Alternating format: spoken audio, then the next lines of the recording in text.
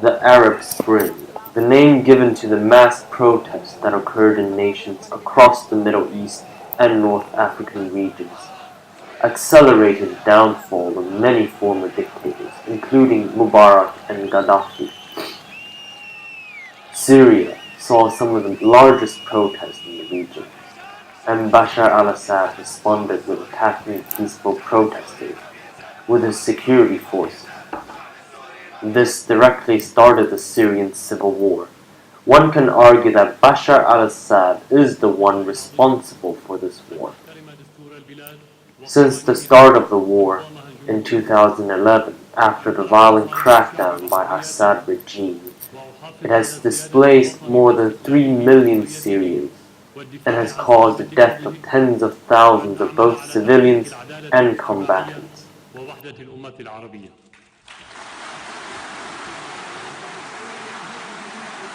The Syrian opposition is divided, with all of the organizations and fighting groups trying to gain influence in hearts of the Syrian people. It appears like the fighting has come to a stalemate.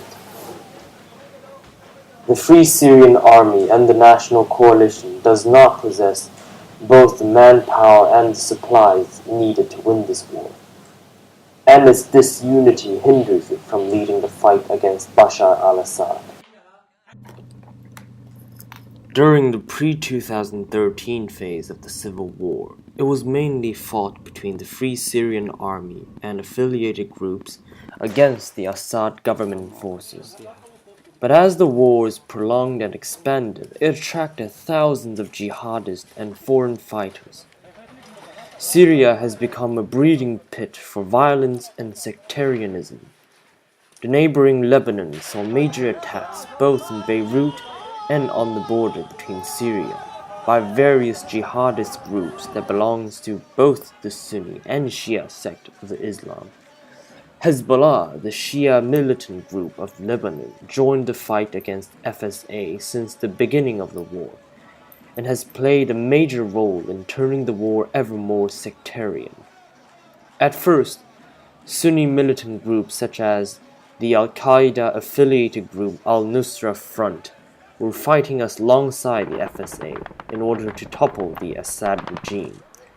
But as it became increasingly successful, these jihadist groups sidelined the FSA.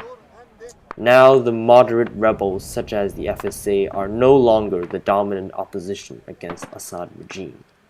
This is very troubling for the region and also troubling for the West.